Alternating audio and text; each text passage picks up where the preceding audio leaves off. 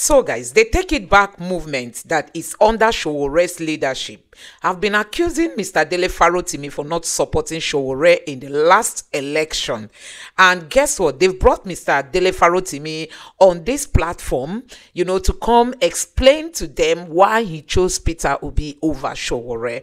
So guys, this is Mr. Chidi. He's also of the Igbo extraction. But guess what? He's a die-hard follower of Sowore. And we know that the Take It Back movement is mostly of the Yoruba tribe. So they felt bad, the way Mr. Dele Farotimi followed Peter Obi, all through the election period. And even till today, Mr. Dele Farotimi said if Peter Obi still runs, he's the only person he's going to support. So they are not finding that very, very easy. And guess what? They've been bashing and giving him some gbas. So guys, this Take It Back member, Mr. Chidi, has invited Mr. Dele Farotimi to come give them some explanations on how or why he chose Peter Obi over Sowore. So guys, this was a long interview, and I want you to take your time, relax, and listen to what Mr. Dele Farotimi said. More interesting things inside of this video. Take your time, watch it, and drop your thoughts in the comment section below. Take a look. I would remind you, the last election is not the first time that Yele will be running in the election. Sure. He ran in 2019. I did not support him in 2019. And I did not support anybody at the time as well, if you will recall. Okay. I sat out that electoral cycle. In 2020, very early in 2020, I had conversations with persons within the Revolution Now movement. And I'm sure even you, we've had this conversation before privately, and it's something that even you can confirm, and you have confirmed privately. Okay. As early as 2020, January, I had informed members of the Revolution Now movement that I would be supporting a candidate of Igbo extraction in 2023. It don't have anything to do with Peter Obi, whom I had not even met as at that time. And I said that on my honor, as at 2020. Something was guiding my political calculation, and I did explain this to certain persons privately. I was convinced by the time I came out publicly to justify my position, I made it clear. We are not in a perfect situation. We are in a situation where Nigeria is not a democracy. I am not so deluded as to imagine that I am in a democracy. Democracy is ordinarily a game of numbers. And when you are running a game of numbers, you look for the greater good of the greater number. At the point in time in 2020, I had looked at the situation and I realized that if power were to shift back to the south, it had to go to the southeast. There is no way you can talk about revolution without talking about equity. The marginalization of Igbo in Nigeria had become a factor for me as at 2020. Now, that Peter Obi now emerged as at 2022, and I took a decision not based only on the fact that it's from the southeast, but based on the fact that of the persons running in the race, as long as we were talking political pathway to change, the only realistic person for me, based on the criteria I set for myself, one, the person must be of Igbo extraction. Two, obviously the person must be competent. And on the scale of competence, I had judged Peter Obi to be the best person in the race. That he happens to tick the box as it relates to his ethnicity was an added bonus. But that added bonus was always important to me, and it was known to everybody around me as early as 2020. As part of Afenifere, I was one of those persons in Afenifere who stood for Igbo presidency. Afenifere went to the Southern and Middle Belt Leaders Forum, and on that forum, on that platform, I was championing the cause of Igbo presidency as far back as 2020, 2021. That is not to say that a criminal would have been presented and I would have stood behind him. It is not to say that you would have brought somebody like the one that was busy building statues in Imo and I would have supported him. No. On the basis of equity, on the basis of qualification, I supported the best candidate in the race. Now, what made this difficult for a lot of people to swallow is the fact that, one, there is a restricted vision of what constitutes a revolution.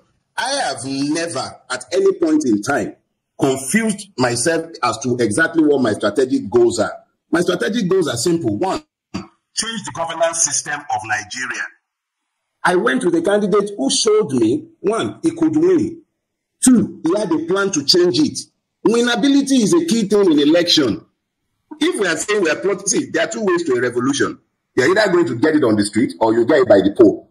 I elect to go through the poll. That has always been my position. I've never, number one, nobody can say that at any point in time I have ever advocated anything other than the electoral process as the means to change Nigeria. Go and check it. My history is there. I have never advocated any other form or any other pathway to change Nigeria other than the electoral pathway.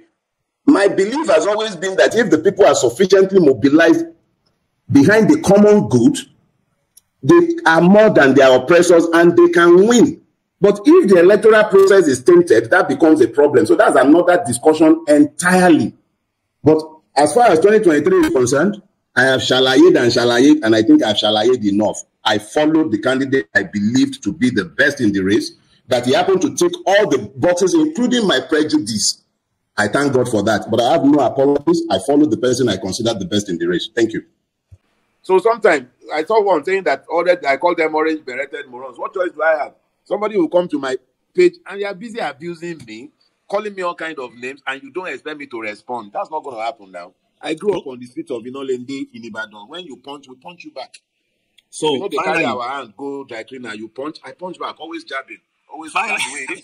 All right. Just to be clear, I wasn't one of the people. We had discussions about Nigeria, but I did a mental calculation. We didn't talk about the, you know. I just wanted to let you know. No, there's no need to belabor an issue that has been proven beyond argument. Anybody in the upper echelon of the Revolution Now movement in Nigeria, including Yele, will tell you that as far back as 2020, I'd made my position clear as to what direction I was facing. Nobody in the upper echelon could have been surprised by my decision. That's fine. That's fine. I still expressed my own opinion. No, that's fair enough. But it's just that it is important that we understand that nothing shifted. It wasn't like something changed at the last minute. No, my position was always clear. I think one of the most perceptive members of your movement, Baba Aye, we've known ourselves since our university days. When this argument was raging back then, he was one of the first to draw your people's attention to the fact that, look, we might share strategic goals, but we've rarely ever agreed on methods. I might be on my own, but I'm crazy on my own, and I'm happy with my own ways. I'm not going to stop anyone from doing if I can even help to do what you are doing, I will help in doing it. But I was clear about what I wanted to do. Let me correct something. Maybe you're not. I don't want to make this about you and Revolution Now movement. You're wearing the cap and you're busy asking me why I came through the line in 2023. I had no choice but to explain myself. I don't want you to be very. You're a lawyer, but I don't want you to be very defensive here. I am defensive because I've been doing that shit since last year, and I'm tired of it. No, not from me. I never spoke to you. My interviews go two ways. In fact, only one way. I would have said either it goes the real, like I'm a realist, and you know me very well. I just say the way it is. I ask you what it's left to the person to make what they want to make out of my questions. But I'm what you see is what you get. So when I ask you a question, it's not preempted. It's for myself. I have an opportunity to have you on my program. And I'm sorry, sorry, please. No problem. It's just something that I'm just, when you get tired of answering a particular question over and over and over, it's punctuated practically every discussion I've had, and I'm tired of it. I'm just tired. I don't know why everybody should feel that I have to explain. I'm sorry that it came across as me taking it personal, but it's actually quite personal. But then you put yourself in the position that you are now. I put myself in the position that I am now. We can't do anything about it. There's the Dele Farotimi is you are who you are. You can't you have to expect what comes. We only just manage it, but there's nothing you can do about it. I can be the grumpy uncle that complains since I don't need the ratings so I can be as grumpy as I can. That's what I'm saying. That it is what it is. We only have to. And there'll be more. So that's why I don't see you as somebody who runs away from anything. So you're as tough as they come. So don't worry, we'll get through this and finally lay it to rest. Maybe that's why we're bringing it up again. Like I told you, I wanted to talk with you one-on-one throughout this period. If I thought there was need to. I had access to you. You didn't block me. We're still talking, but I would have brought it up. But this process needed to. No, because we're on a forum that offers an opportunity to respond to something I've dealt with in bits and pieces. More important things that we should be talking about have come, and people are not dealing with that. It's just that issue. So it was an opportunity to just deal with that issue once and for all, because for me, it's a non-issue. The election have come and gone. Fair enough. But you have to understand that who is the same people. We're not looking for their rating. We're not looking for their endorsement or their validation, as it were. But they are still the same people that we interact with every day. There are people who react to what we say. There are people who react to what they say. So we just can't away from it. So anyway, but let's move on. You can't move away from it, but we are across the Atlantic, away from our madness. Know that I'm living in the madness, and the one who should not find ways to escape it from time to time. If you want me to give you invitation letter to Canada, I'm not going to migrate now. I can jump at my age. What are you saying? You can jump, you can do all you're doing from here. You can do anything from here. But it's okay. It's okay. Me too. Yesterday, Japa with Japa is very sweet. It's not sweet. Don't worry. You will come back home when we have managed to win our freedom. Don't worry. Amen. We will. But before I move away from this place that is irritating you, don't worry. So one of the because clearly, let me put it as it is. You have been a revolutionary. You've been in the trenches with us. You stood behind Omoyele Sowore mandate, as you said it. It was good people heard it from you, because a lot of people didn't know this. A lot of people just came into politics last election, and the way they were expressed, I couldn't really I couldn't engage some people, because I knew, as it were, they were babies in what was going on in Nigeria. So there was no need. But you have to understand that, having known you as someone who supported revolution, somebody who stood by Revolution Now movement even, and like you said, did all that, don't try to understand why people felt, me, I told you my own. I felt it was a sharp shift. And you just now told me why. But still, you can't blame people for reacting the way they reacted. Chidi, there is something that amazes me. Our people have become generally Philistinic in their outlook. I sat down and I wrote a book. I titled it The Imperatives of the Nigerian Revolution. And I spoke in that book of the need to use the electoral path to crystallize the Nigerian Revolution.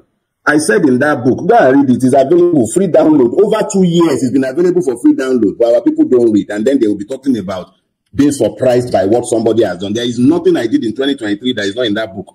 I made it clear. I said I will follow the electoral path, and that when the system refuses to honor the will of the people, it becomes the crystallizing factor to move to the street. The only thing that happened in 2023 is that we were broken. The person the people followed was not the person who could take to the street.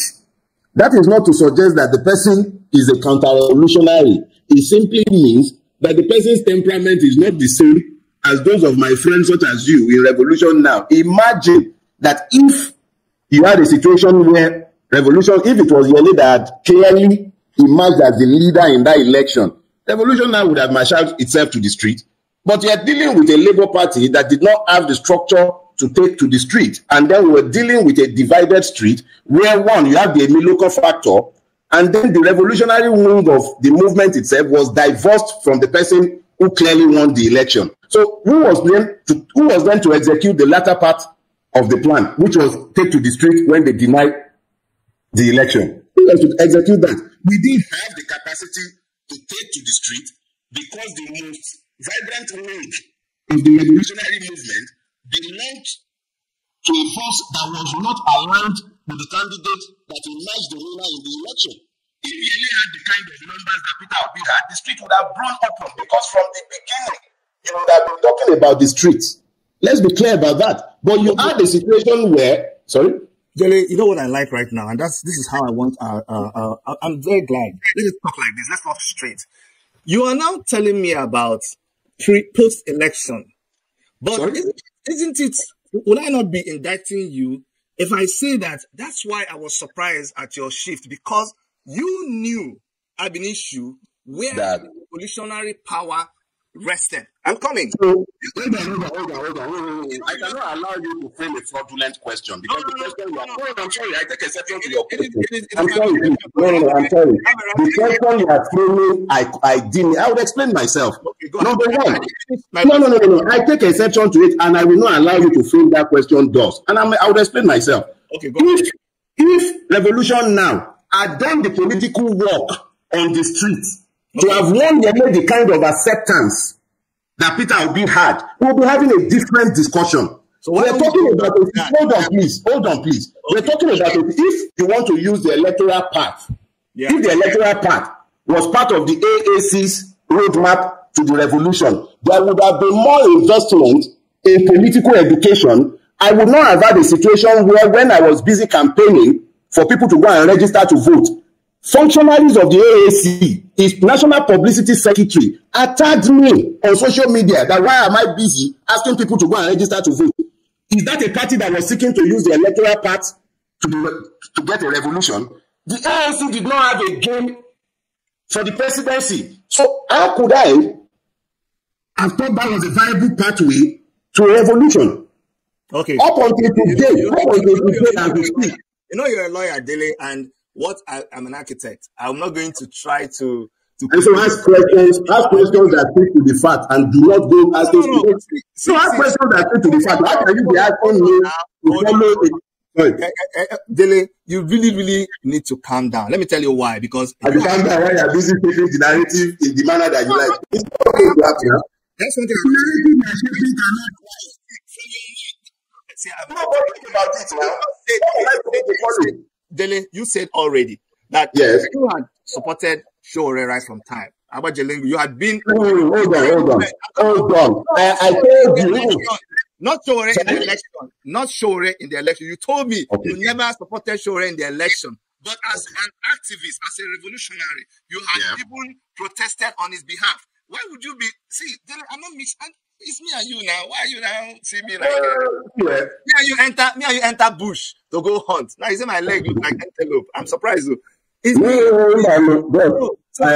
have been the recipient of vile attacks from me. And I'm not going to sit down and allow anything to be shaped without me correcting it immediately. So you can't blame me if I'm like that.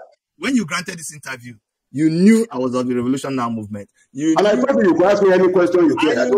You knew I'm of the AAC. And you know that I am diehard Sowore person. But you still granted me this interview. That's it. He's not my enemy. And you're not my enemy. So you see, the reason why we are having this interview, trust me, Dele, what I am hoping, the title is Nigeria What Next? So please be assured that the reason for this interview is to be able to push us forward. Why? Because I know you. I know that you genuinely want this country to move forward. You are tired of being tired of what is going on. Why is it so difficult? Why is it so difficult to agree to disagree on the last election? No, we will now, but you're not even getting. No, see. Because I continue to take questions from your guys, and I'm tired of it. This is me. Okay. If you don't want to take ask your question. See, we are having this discussion because finally we can talk about it. The election is over, but we got to talk about it so we can move on. Because I like you. The job, we never even scratch. I mean, as we are talking, I don't know how many contracts they gave you. I don't know whether you have a fuel tanker behind your house. I don't know whether you're not living in Nigeria. So even as me and you are talking, the people that are enemies, because I have enemies, those people in the local, they are my enemies. They are all the politicians, people that are killing our people. They are both of our enemies. So, bros, me and you, we are on the same side. So let's try to get across to the people. Just indulge me and go through. In the next 5 minutes, we'll be out of this and we'll be moving on. What I was trying to let you know is that before ever P2B declared, before ever we got to that election point, we were doing you may not agree with the method that you were trying to say that we didn't present a political path that would achieve the revolution.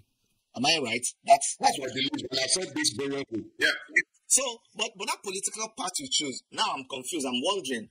First you said that you wanted, I'm not putting you under cross-examination here, but first you said, well, I like your name, I say quality name you like, but go on, I'm listening. I won't interrupt you. Go on. At one point you said you already decided to support somebody. that is from the southeast. And then at some point, you're saying that you didn't stay with Revolution Now movement, take it back on AAC because we didn't present a clear plan. This is exactly why I keep interrupting you. Is either you are being genuinely mistaken or you are being mischievous. I don't know which it is, and I'm sorry, but I have to put it that way. I said to you that as early as 2020, I had made my position clear as to who I was going to follow. Any reference to the AAC as relates to 2023 election is by the way. They were never in my consideration and I didn't hide it. In fact, you must remember that up until very late in the game, until about 2 weeks or so before the closure of nomination, the AAC was even in limbo. They are part of these stories that will be unfair to some people for me to be speaking to on your podcast. No. I cannot breach. I'm sorry, please. I will not breach people's confidences, so I will not talk to certain things. But let's be clear. Dele, we will not be fair. I don't want us to look like we're hiding anything. If we want, I could, in 2 minutes, tell you why AAC was in limbo. AAC was in limbo because then... Well, the state was attacking it now. The state was attacking it at that time. That was when...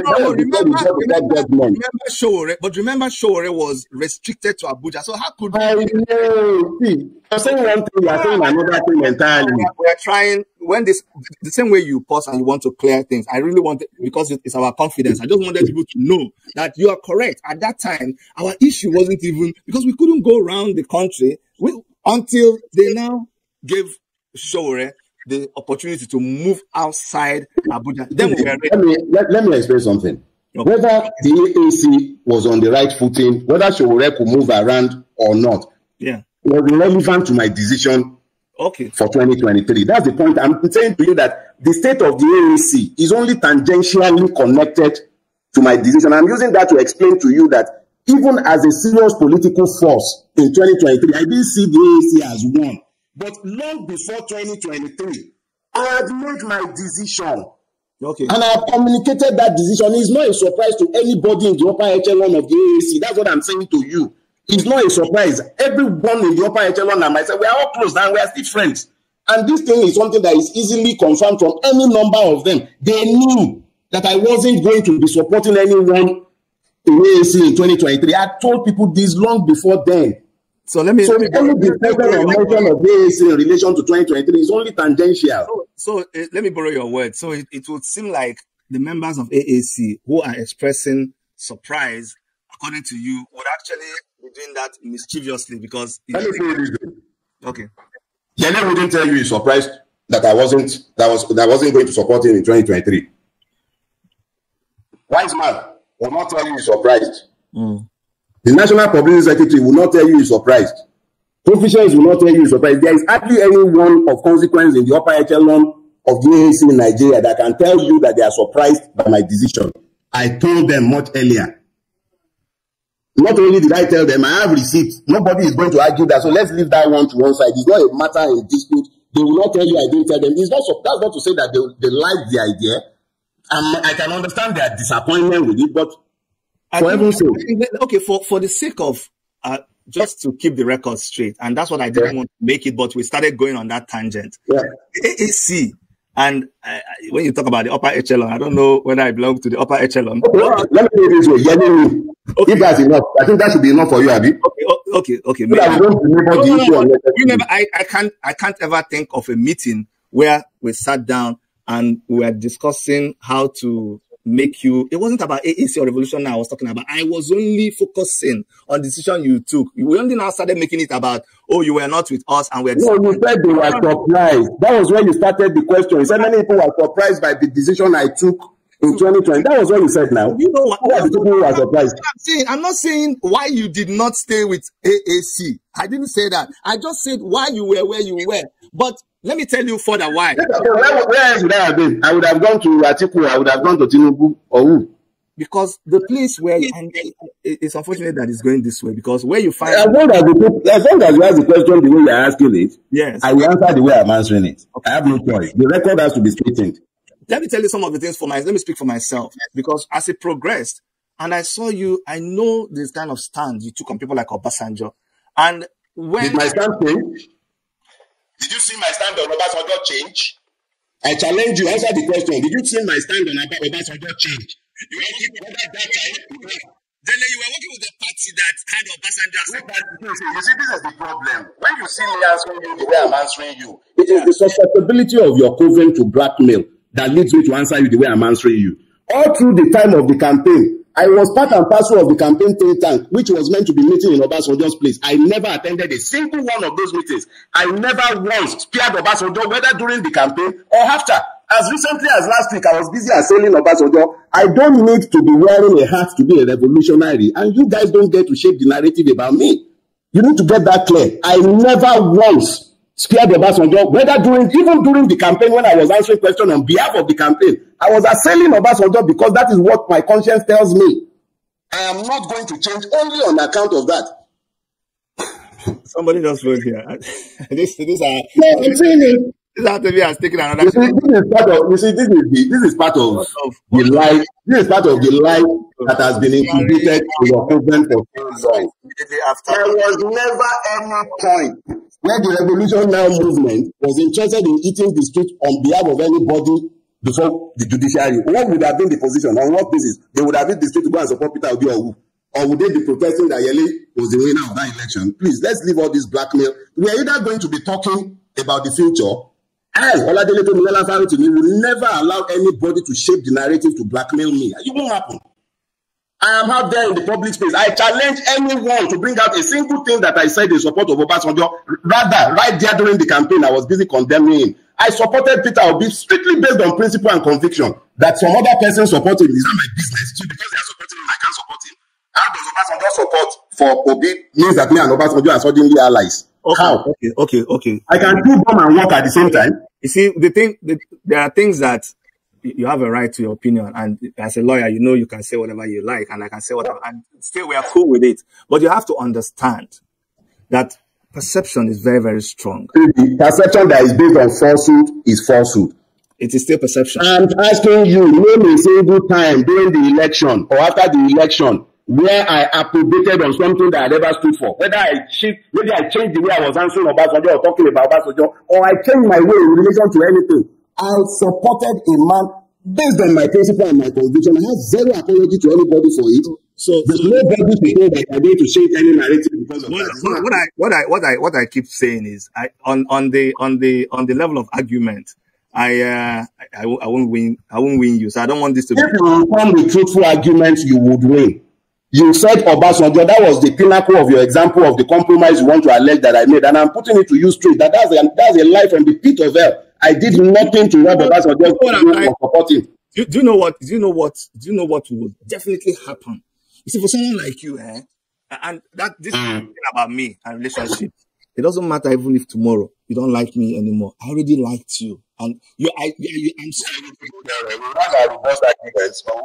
No. But you see, when we're having this argument, come at me with facts and truth, and I'll talk to you. But when you started and you said that the person who finally you settled for, and correct me if I don't put it well, because it's about just the way I English. So you see, it looks like in simple terms, the person you supported wasn't the kind of person that had liver to hit the streets. By the time you said that, okay, so correct me, because I'm an Igbo man, and when you say you wanted to support somebody from the southeast, wait now, I am supposed to be like overjoyed, but you know very well. Business with that, you don't run come out. I wasn't doing it for the southeast. I was doing it for myself. If you support the most disadvantaged, it simply means that if the most disadvantaged could become, then you could become.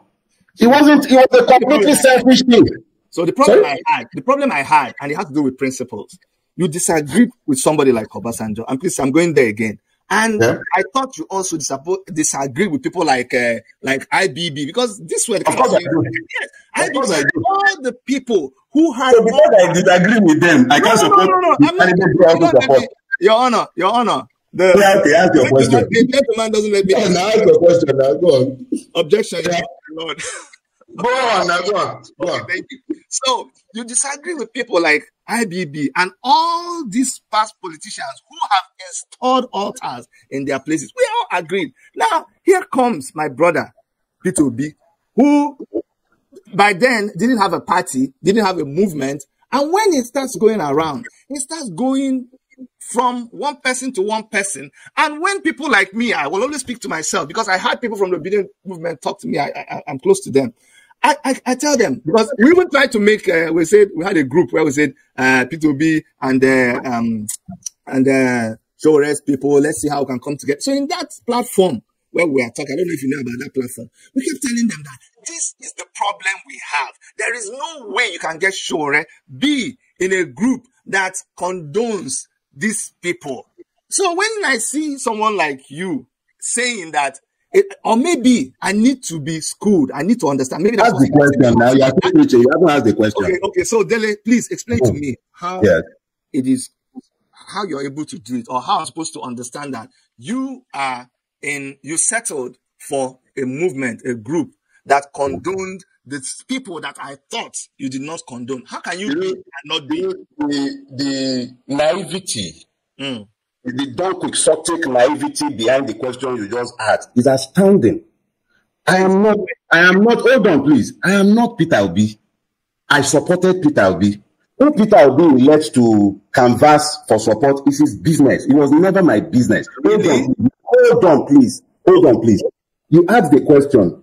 Go ahead. At the same time, as Peter Obi was busy going around with going to see people like IBB, I was out there making clear that if Peter Obi wins power and he stops any movement to probe these people, I will be one of those who will be up front fighting him first. So when you ask me a question, the least you can do is allow me to answer it. Okay. You can't twist it to get the answer you want because it wouldn't be the truth. Go ahead. The point I'm making to you very clearly is this. Peter Obi is a politician. It is up to him to campaign to whoever he cares to campaign to. That was never my own business. I had nothing to do with these men. What they do is none of my business. What would have been of interest to me is what Peter Obi might have done with them or to them if he had won power. What Peter Obi do or do not do before election is none of my business. I see your people saying that he told you he won't probe past leaders. He didn't tell me that privately. He might have said it publicly. I didn't listen, but I made clear all through the election period. I was out in the public making clear that as far as I am concerned, we cannot have any transition to any sort of sanity without going back into the past to probe each and every one of the persons who are stolen from Nigeria. So what Peter Obi felt he had to say to win power, that's his own business. He's a politician. It's not my business. I didn't say that on his behalf to anybody. And all through the election season, I was upfront in making clear that if Peter Obi won power and he fails to probe those people, I'll be the first to go out against him. He's on record. I said so publicly during the election season, not after the fact. So how the persons elect to beg for support or see for support, that becomes part of my own albatross, I do not understand. All right, I'm glad I won't go any further with this, but I'm glad you because that makes me understand a lot of things. I'm really glad we're able to get this out. Now, I asked people to send me questions, so I'll just ask this question. And very soon, we're not going to take a lot of time because Dele is very, very busy, and I don't want to mess up this opportunity. So if you want to come into the studio or you have a question that you want to ask, I don't want to just have a one-sided thing here. We can agree to disagree. And the very, very important thing, you have to be if you're going to come on, you're going to be very civil and respectful. That's one thing I will not tolerate. So I just shared a link that you can use to join, but let me, and I have somebody in the studio, Jerry, I'll bring you in at the right time, but let's finish with our guest. But I have the questions that I asked you guys to send. Somebody says, what's your take on Obasanjo? I think we talked about Obasanjo. It says, what's your take on Obasanjo's outburst on the Tinubu regime, knowing fully well that you both were in the same political boat in 2023? You see the blackmail I say characterizes your coven. The problem with your coven is that you like the one-sided narrative where you get to tell the lies that you are calling me a witch. Why do you That's an obvious lie right there. That's an obvious lie right there. Who are we? Why did you call me a witch now? Accuse me of coven. Sorry? Why did you say your coven? I'm a witch. The only witch is the day coven. The only witch is the day coven now. Wizards are the day coven. Like the one on the orange cap. orange beretted wizards and witches. You know what? One thing you cannot deny, Mr. Dele Farotimi, is that after all said and done, These Revolution Now people have been very so. Yeah, my people will call us. They would have a fight. Everybody don't go scatter, don't run away. We still there, we are with, and we are good. You don't come back. We're happy. You don't come back home small. You're already better. Where's the home? You guys need to understand something. Home is where we can go somewhere. We're not to tell you say welcome back, but that's inconsiderate. Welcome back to where? Go home now, to home where you belong. You say you're a revolutionary. The person way you follow not be revolutionary, but at least you don't. People say when you see no. Revolution stuff is different from that. The ones who are not hearing. Not everybody go quote Karl. Not everybody go quote Lenin. You see it. Somebody saying a movement. When John go mature, they know if you come to movement action. But make me live and there. No.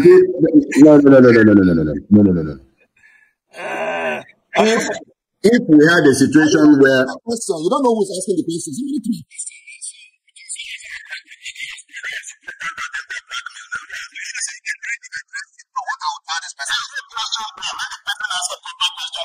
That was an attempt at blackmail, and I will not deal with it. It's nonsense. It says, I will not do the same party. Okay, let me say. He says, "What's your take on Obasanjo's outburst on the Tinubu regime?" It just went. Every Nigerian who is a victim of Tinubu's regime would say pretty much the same thing Obasanjo said. The only unfortunate thing about it is that the truth was devalued in Obasanjo's mouth. If Obasanjo had governed and laid foundations for good election, respect for citizens' rights, rule of law, a good judiciary, a legislator that was uncorrupted, then we wouldn't need to come back and be talking every time one of the mad ones who have succeeded in misbehaves. But he laid the foundation for the madness that is happening today. So he doesn't have any credibility to talk, but he didn't lie. He simply said the truth about our circumstances. It's only unfortunate that he is lacking in the credibility to make the points that he sought to make. He simply told the truth. Okay. You see, let me tell you up front what we have done. And that's what happens. You see, people like you, we tell the truth, even unto ourselves. We don't care what it does. We just tell the truth. And that's why I like you. What we have been saying right now, you've been as vulnerable as can be, and I appreciate it. The questions that I'm getting here, you have talked about. So incidentally, it just keeps circling around the same thing for 4 different people, and you won't believe it. This one says, you have written and spoken extensively about the imperative of the Nigerian Revolution, emphasizing that a personal change alone cannot solve the country's problems. Instead, you advocate for a complete system overhaul. People often ask, why? And this is the question. Why are you campaigning for elections within the same system, if at all you are going to support a candidate? Shouldn't it be someone who shares the same sentiment with you on the need for a system overhaul? I think you spoke. In the first place, I must have had at least about 4 robust engagements with Peter Obi before deciding to support him as the candidate in that election.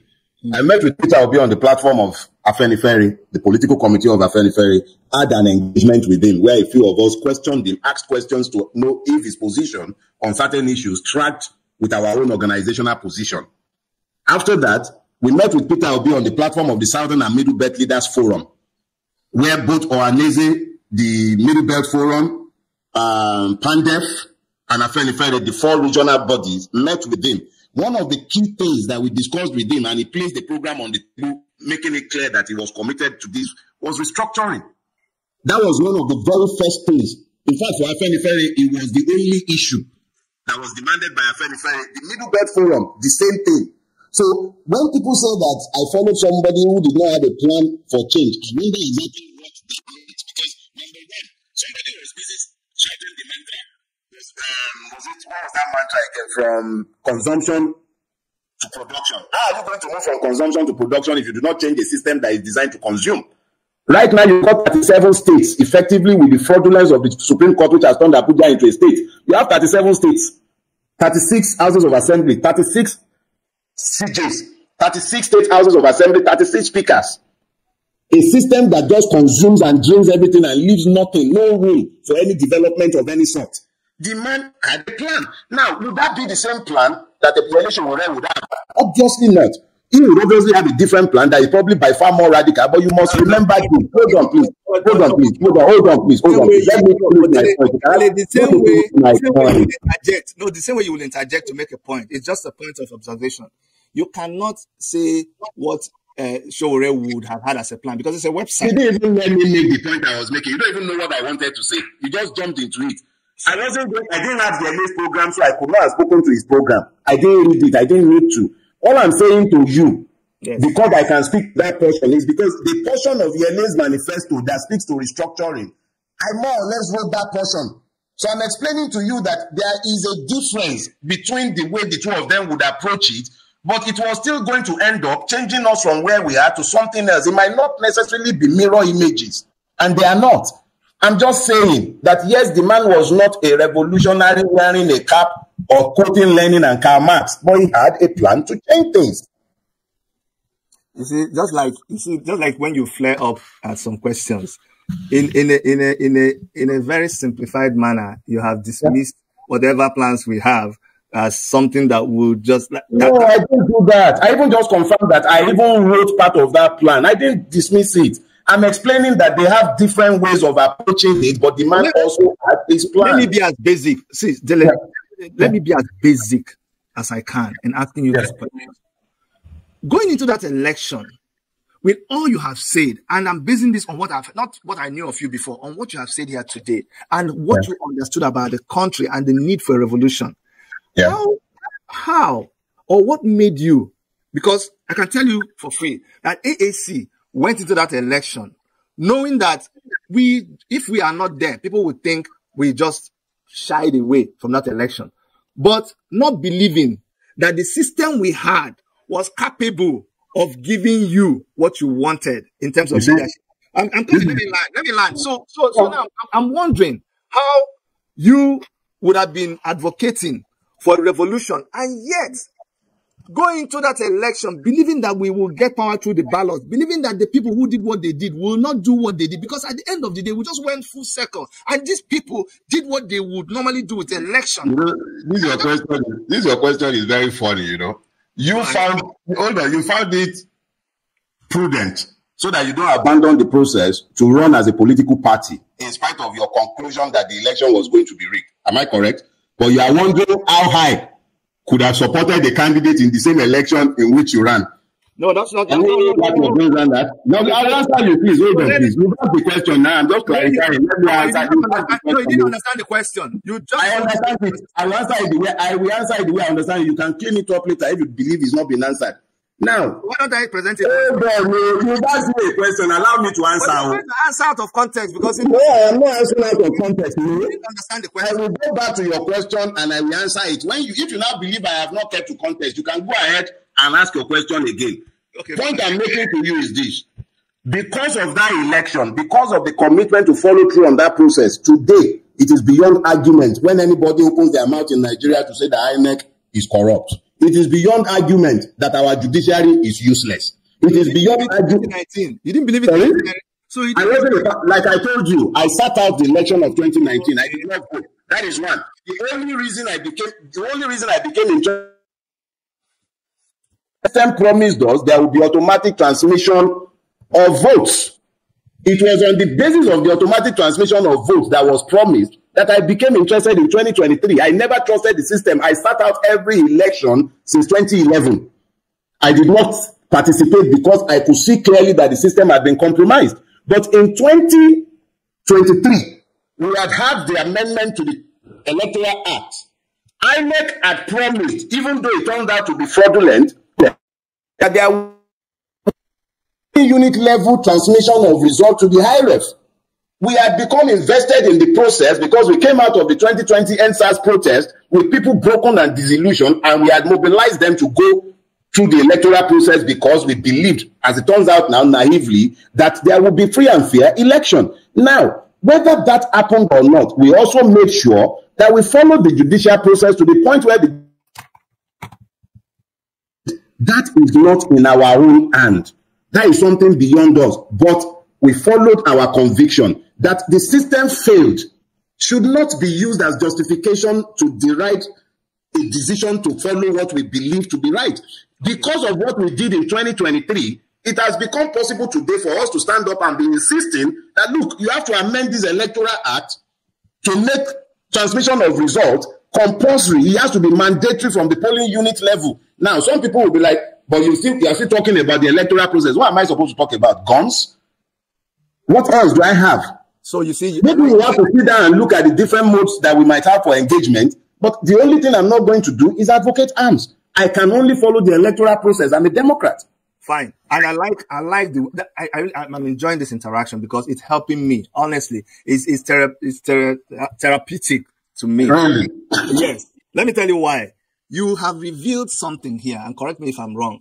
I asked you whether, because what you have just let me know is that you also took this as an experiment, and that through this experiment, you've been able to prove, because you said if we hadn't done it, we wouldn't have known. So right now, you're trying to say that we've been able to prove that this electoral body as constituted are not able to organize credible elections. You said that. Okay. The point I wanted to, and the point I was trying to make you understand is that in 2029, in 2019, forgive my slip of tongue. In 2019, when you sat out this election, we were in the trenches of this election. We participated. I came down. I walked the street. And the experiences we got in 2019 was what made us, and this may not be for you now, Dele, so don't think I'm referring to you. For every other person who was asking why we were, because I told you in 2023, we participated. Because if we didn't, it would be misconstrued as not being part of the system. We had the experience in 2019, and that's why Sowore came out to say initially that you see parties like Labour Party, they were just a prostitute venture. And what's his name? Okupe came down and called it a special purpose vehicle and all of that. And Sowore said that these people will never be able to do a credible election. These people, point number 1, 2, 3, 4, 5 is Let me land. So, point number 1, 2, 3, 4, 5, 6, 7, 8, 9, 10 about this election that people are proving right now is what we knew in 2019. That's just what I wanted us to say. So, having got to that point now, my brother, I think we can conclusively now ask what's next. Because like as people will say, when a woman marries 2 husbands, he will know which one is better. We have tested the ballot. We have tested revolution like we know it. We are not perfect. Revolution Now movement, Take It Back movement, we've always said this, and we've been so clear about it. That's why we've been very consistent. We said this is how we want it. You even were fair enough to say that you're not criticizing our method, but you're as somebody who was even part of drafting some of it. I have left my criticisms of your method to private conversations. I've never come outside to criticize anything done by anybody as long as you are trying to fight for your rights. Okay. If I have any reservations, I'll talk privately. Okay, no problem. So, but what I'm trying to say is, finally, we have come full circle. And like I asked, Nigeria, what's next? Where we are right now, T-Pain, who is on the other side, me and you were playing on seeming to be playing on the same side. Unfortunately, we're always forgetting it. Unfortunately. We're on the same side. No, we are not. I like you. No, not me and you. I'm not talking about me and you as persons. I'm talking generally as in generics. It's okay. So the victims are always quarreling. So now, at the end of the day, they say, how do they say? Hot people. You know that? Hot people. Yeah. When people are hot, they end up hurting each other. But now we they feel it now. That's all. So what next? Well, you know, I was in your hemisphere. Yeah. I'm doing a good comment. If somebody is busy agreeing with me. After this, we are going to write that Dele called us witches in covens. That's what we are your people in the coven. See, last, all of us are going to come to a very clear understanding. We can have our petty squabbles. Yeah. We can have our ideological arguments. We might even quarrel over methods. But at the end of the day, even those of you who have fled, they are still victims of Nigeria. You wouldn't be tolerating the cold where you are if you didn't have to leave the land of the rising sun. Of course. But I just believe that we need to set aside all these petty squabbles and find common purposes. When I say squabbles, all the arguments about religion, the arguments about ethnicity, at the end of the day, it's about class. It's about social class. It's about those who have the powers of impunity and those over whom that power is being used. I'm not sure, as we speak, if there is a viable electoral path without the Electoral Act being properly amended. And I'm not even sure if there's an amendment of the Electoral Act. Amended by who? Amended by who? In this government? Now, I said I'm not even sure. No. See, we can't take that position. If we took that position, it would then mean that the only thing that is left for us is to take to the street. That's the only thing that's left for us. But if that is the only thing that is left for us, exactly how much education, mobilization, and planning has been done? Who has done it? Who has even sat down to have these discussions? Do you understand what I'm saying? Okay. The level of mobilization it will require.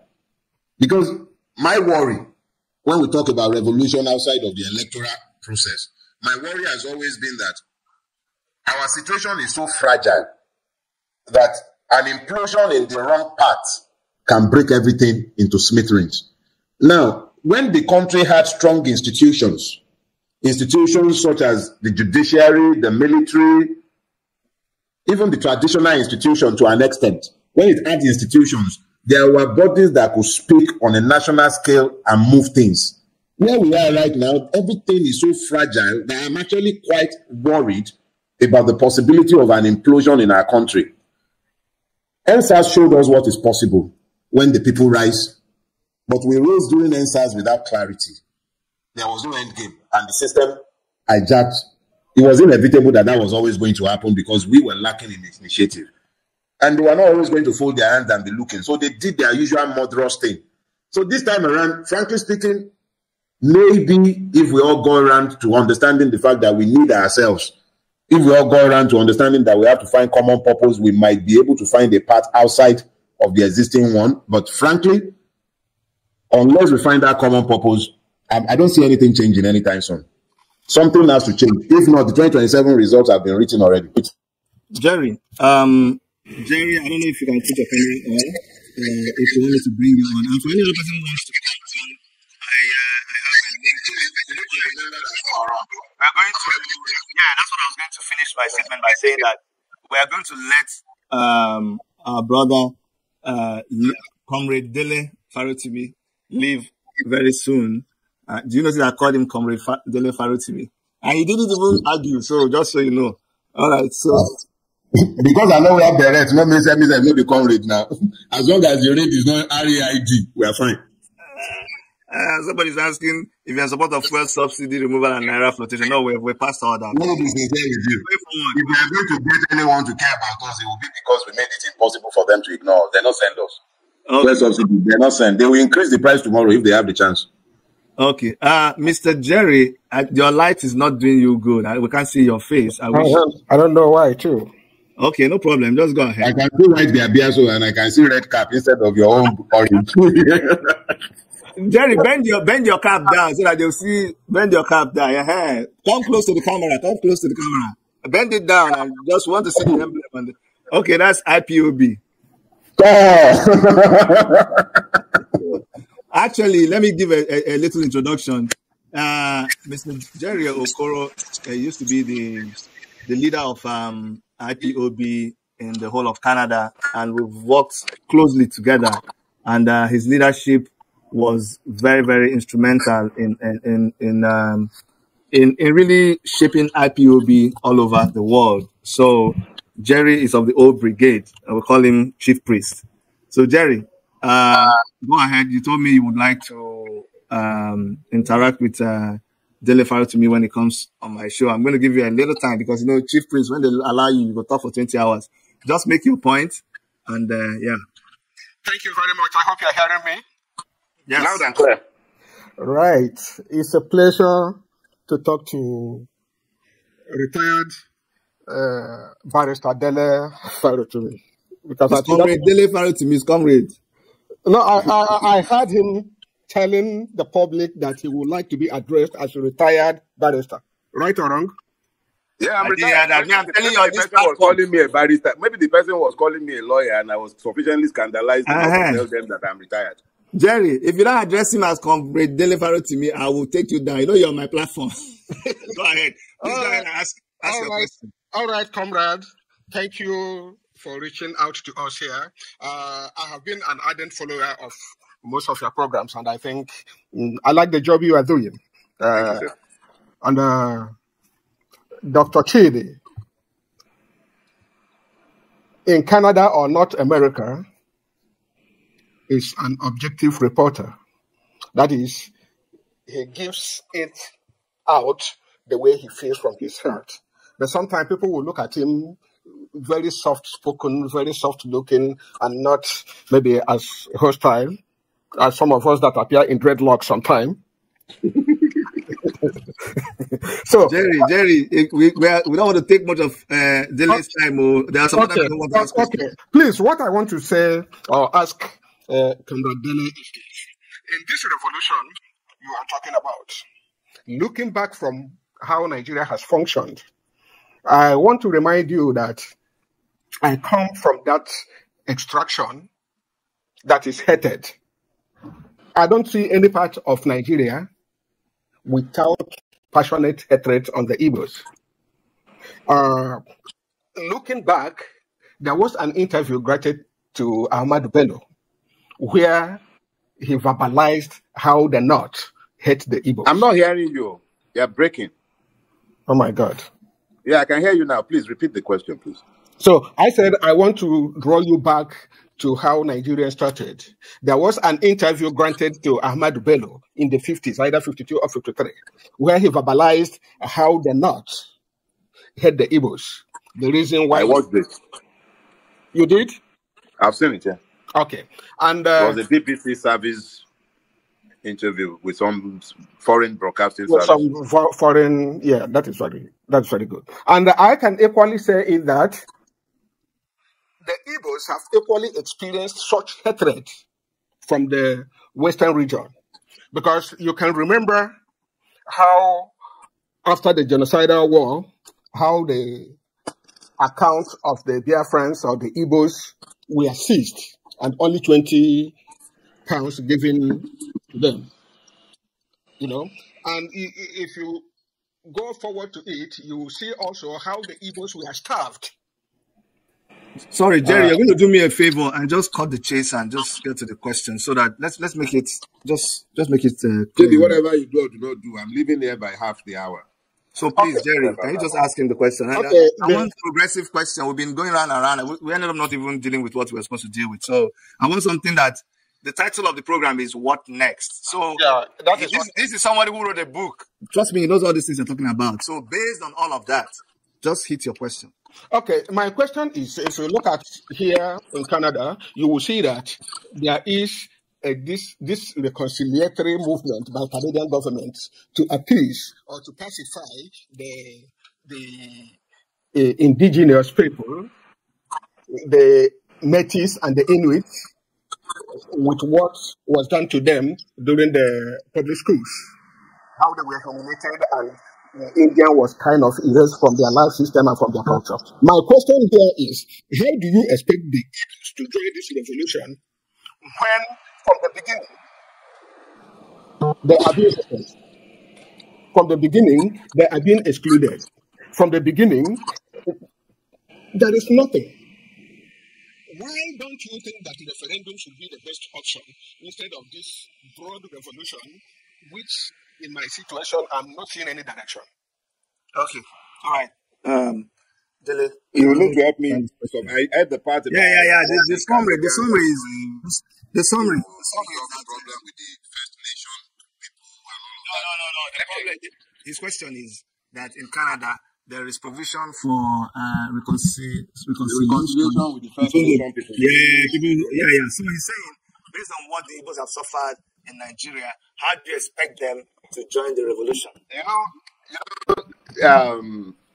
One thing IPOB has done very effectively is to communicate the grievances of Ndi Igbo to Nigeria. But unfortunately, one thing that my brothers in IPOB have failed to do is to look at Nigeria as it is today. By the time they would have come to the knowledge of the fact that every Nigerian has actually become a victim of Nigeria. Once upon a time, Ndi Igbo were the ones who bore the brunt of Nigeria's madness. Each and every one of the evils of Nigeria was tested on Igbo before it went mainstream. But today, there is nothing Igbo has suffered in Nigeria that every other Nigerian is not suffering. That is not to diminish the historical grievances or to ignore the need to do what is right. No. But I need us to understand that we've come to the point now where those who have been victimized by Nigeria would need to, on a very, very serious note, approach each other and speak with each other, not necessarily forgetting the pains of the past. Remember them, yes, but look to the future.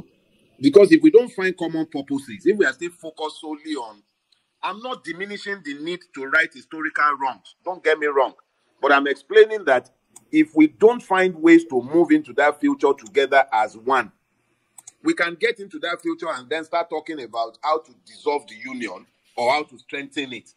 But before we might even be able to win our freedom, we have to find common purposes first. That's my own view on that. I do not dismiss the grievances. I acknowledge the pains.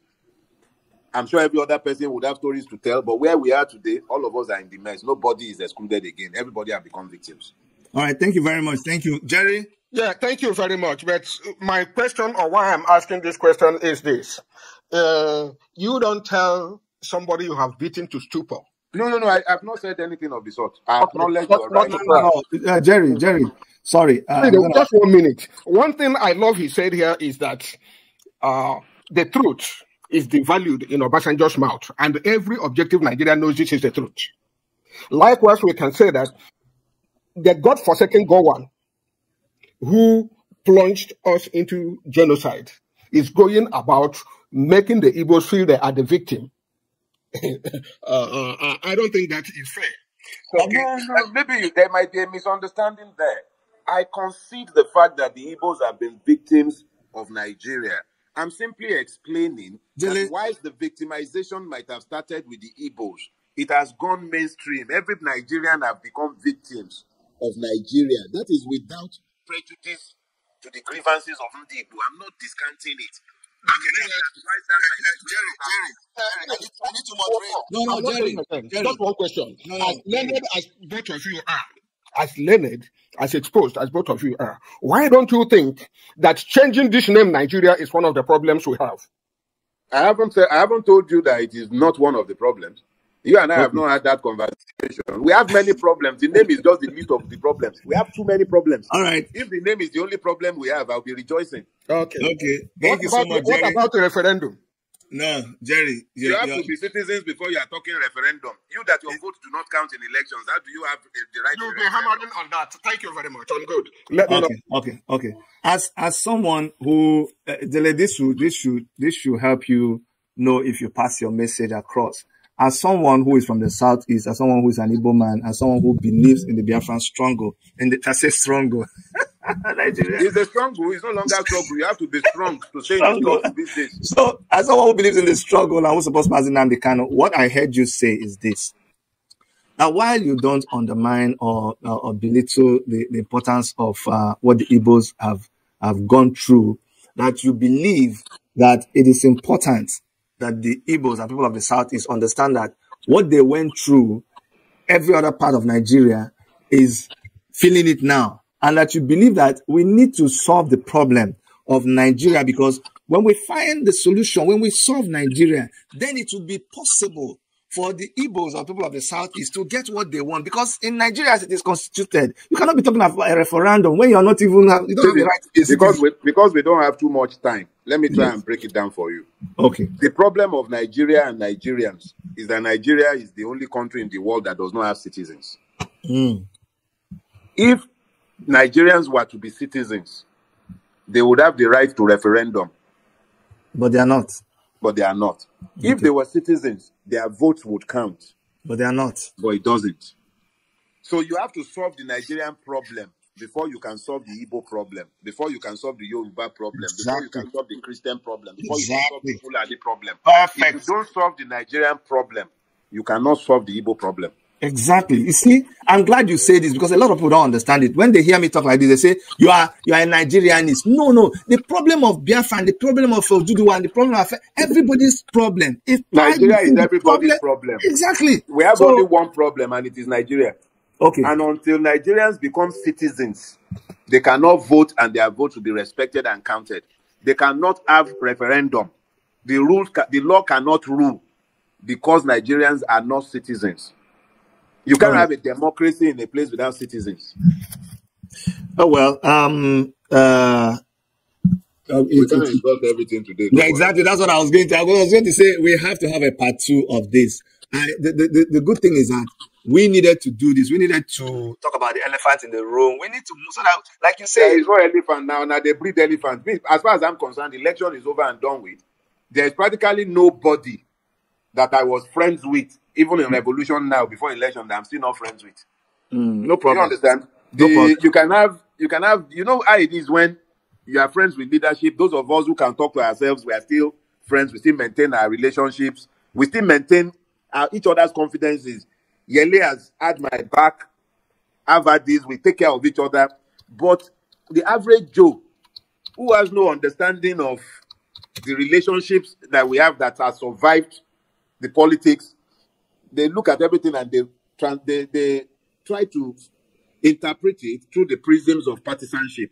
So sometimes I saw one saying that I call them orange beretted morons. What choice do I have? Somebody will come to my page and you are busy abusing me, calling me all kind of names, and you don't expect me to respond. That's not going to happen now. I grew up on the streets of Inolende in Ibadan. When you punch, we punch you back. So you know they carry our hand, go dry cleaner, you punch, I punch back, always jabbing, always finally, what's the next step? See, the first thing that I think we need to. You are frozen, no? Yeah, well, what I heard you say. No, I'm not frozen. I'm not frozen. I just paused to hear you. Okay. So what I was saying is that we have a lot of broken walls that have to be repaired. There are too many broken walls that have to be repaired because you don't go into battle without clarity as to the way forward. There are too many unnecessary recriminations. We've wasted time arguing unnecessarily. And then some people really have to get with the idea that just because someone disagrees with them does not make that person their enemy. We are all creatures with the right to be. You have every right to be wrong. Maybe I was wrong. Maybe they are wrong. It doesn't matter. Each person lived their conviction. That's in the past. If we can find common purpose in the future, we should.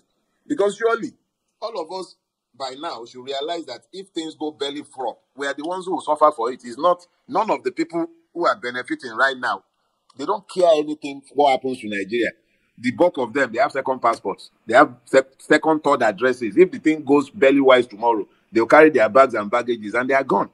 But me and you, when I say you, I'm not talking about you in Canada. I'm talking about all the you wearing orange across Nigeria. But honestly, see this orange beret. You see, myself, I didn't abuse you, and I joke. No, I see this orange beret. Orange beret. Now this orange beret, they sustain. But finish. Go ahead, finish. Finish now. I'm done. Now you they look for trouble now. When you go back to Twitter, they wait for you for Twitter. So I said there for them now. Not today. Look, they're not me. I'm not there among the people where anybody will bully. You bully me, I bully you back every day of the week. When they come Twitter, they with them. The one where I never block.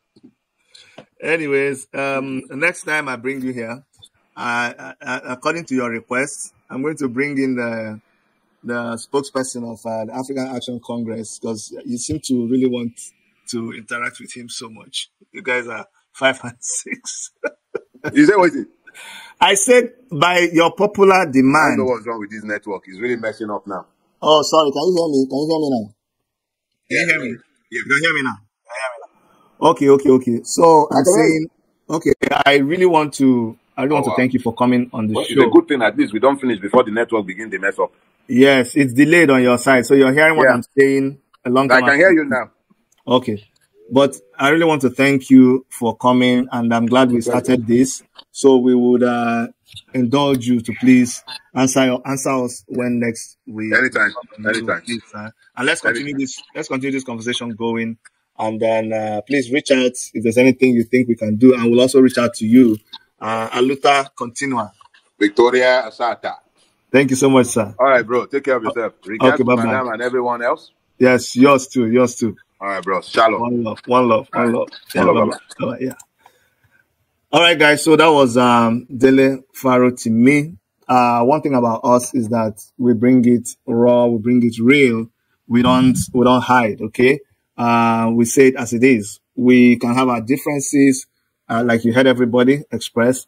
But one thing that we all agree for sure is that there is a need to begin to rethink, begin to re-strategize, stop agonizing and start organizing. If you go to my channel, you will see the discussion I had with Babaye yesterday, and you see all the time he kept pointing the need for us to start organizing and stop agonizing. By the way, he has a book.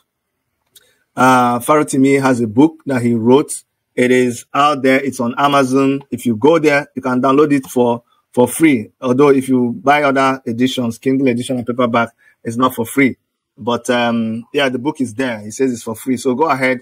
It's called Imperatives of the Nigerian Revolution. Grab a copy for yourself, and let's make sure that that the purpose of writing that book is achieved, which is educating people on what they should know and what they should do about the situation in the country.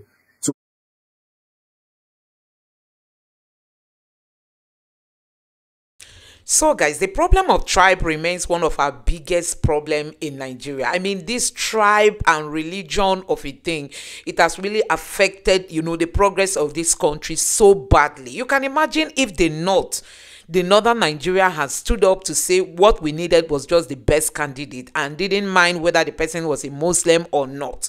I mean, so many people would have found value in what Peter Obi was saying during the campaign, and they would have all voted for Peter Obi. Anyway, we know that clearly Peter Obi won that last election, but he would have won it with a higher margin that INEC wouldn't have known any other way to have rigged the election. So you can imagine if those from the Yorubas had known or had realized that, okay, Tinubu is aging, you don't expect the Tinubu you claim to have built Lagos then to still be the Tinubu of today. You don't expect the capacity he must have used then, if indeed he built Lagos, to be the same capacity he has today.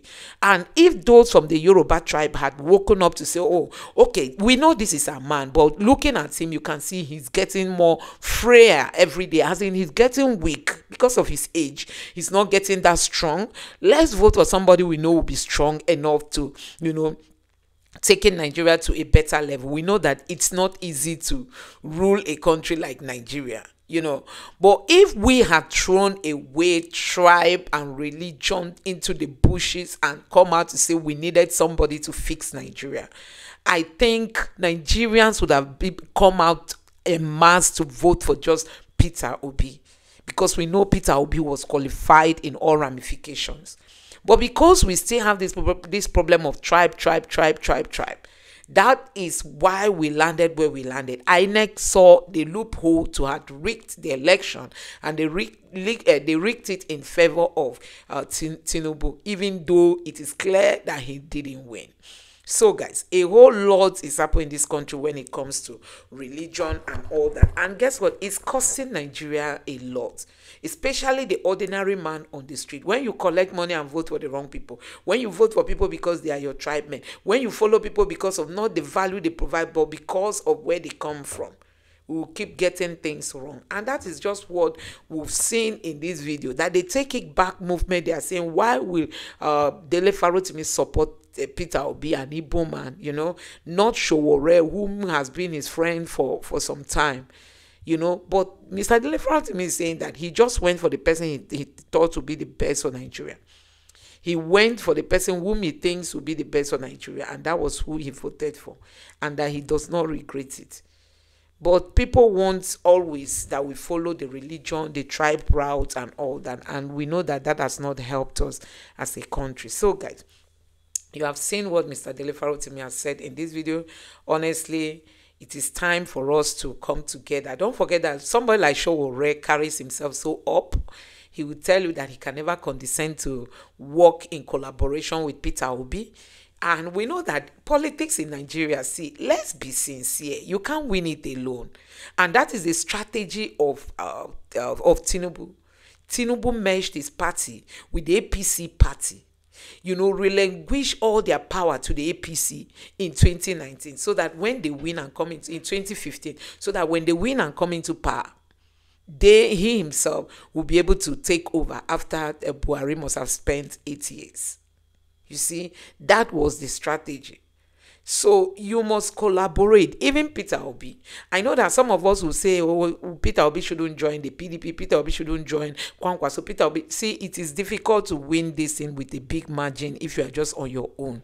You need to collaborate. And let's have that open mind, to allow collaboration. We can't be Sowore, who believes he alone has all it takes to fix Nigeria. Only Sowore.